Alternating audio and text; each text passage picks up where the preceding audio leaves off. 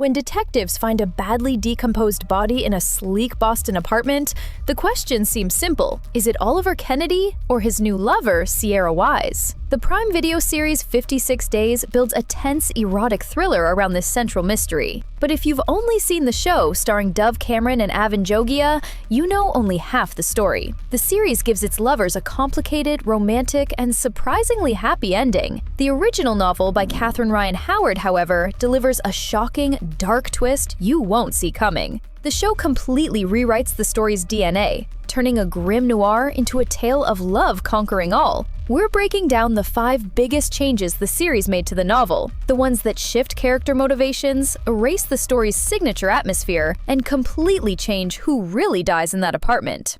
Kicking things off at number 5, the setting and the complete removal of the COVID-19 pandemic. Catherine Ryan Howard's novel is a true time capsule. It's set in Dublin, Ireland during the terrifying first lockdown of spring 2020. That pandemic setting isn't just background noise, it's the engine of the plot. The citywide lockdown is the entire reason Ciara and Oliver impulsively decide to move in together after only a few dates. It creates an intense, claustrophobic atmosphere that cranks up their paranoia and suspicion. They are trapped, not just by their secrets, but by government mandate. This unique pressure cooker feels terrifyingly authentic and drives the psychological tension. The TV show scraps that concept entirely. The story is moved to present-day Boston, and the pandemic is erased from history. In this version, Ciara and Oliver's decision to cohabitate isn't a reaction to a global crisis. It's a calculated, manipulative choice on Ciara's part to accelerate their relationship and get inside his apartment. While this change probably makes the show feel more timeless, it sacrifices the book's core tension. The oppressive mood of the novel is replaced with a more generic thriller backdrop, and the distinctly Irish noir context is lost in favor of a slick American psychological drama. At number 4 are the huge changes to Ciara's motivations. Who is she, and what does she actually want? In the book, Ciara, whose real name is Megan, is on a mission for truth. Her brother, Shane, died by suicide in prison after being framed for a childhood crime involving Oliver. With her mother dying, Ciara is desperate to find out what really happened to give her mother some peace. Her hunt for Oliver is rooted in grief and a quest for justice, not necessarily violent revenge. This makes her a deeply sympathetic, if deceitful, character. The show reframes her goals completely, making it all about revenge and money. In the Prime Video series, Ciara tracks down Oliver to make him pay for her brother's suicide and the financial ruin that followed. But then, a classic thriller trope gets in the way. She accidentally falls in love with her target. As she gets to know Oliver and sees his genuine guilt, her quest for vengeance softens into forgiveness. This shift changes her entire arc from a grief-stricken justice seeker into a revenge plotter who's ultimately redeemed by love. It's a more romantic angle, but it fundamentally alters her character from the novel.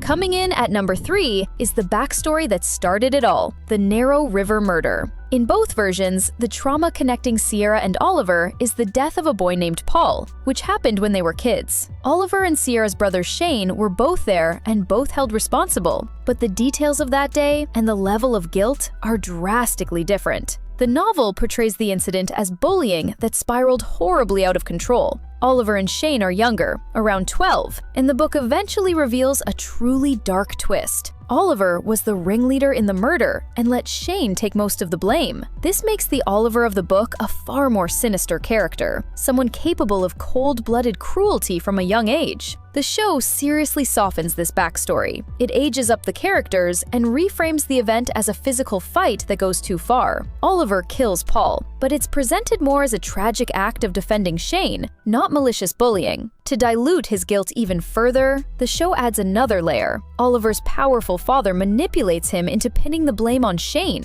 This change turns Oliver into a more tragic, guilt-ridden figure who was a victim of manipulation himself, rather than the book's cold-blooded killer. It makes his redemption arc believable, but it strips away the novel's chilling reveal about his true nature.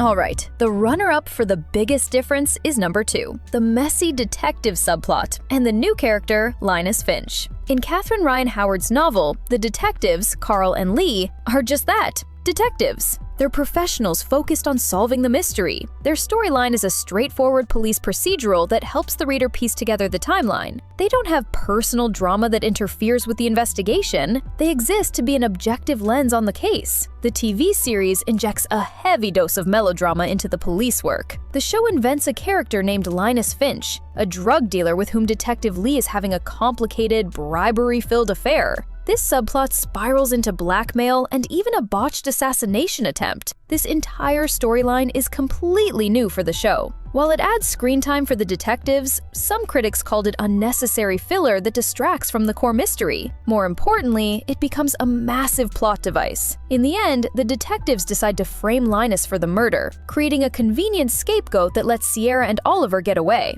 It's a soapy addition that moves the show away from tight psychological suspense and into a sprawling crime drama.